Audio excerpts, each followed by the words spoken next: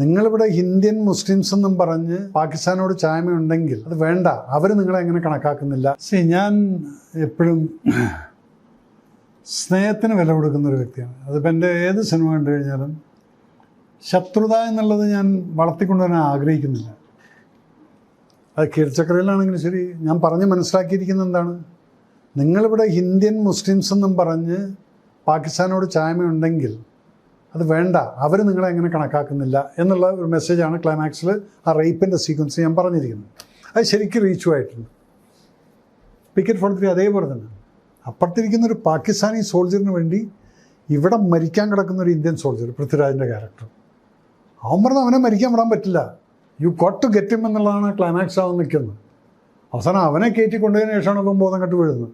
So അവിടെയും എന്താണ്, സ്നേഹത്തിനാണ് value ഞാൻ കൊടുത്തിരിക്കുന്നത്. കമ്പിവേലി ഉണ്ട് അവിടെ പേര്, ഡിസിപ്ലിൻ നമ്മൾ കാണിച്ചിട്ടുണ്ട്, അങ്ങോട്ടും ഇങ്ങോട്ടും ക്രോസ് ചെയ്യില്ല അവർ, അതെല്ലാം കാണിച്ചിട്ടുണ്ട്.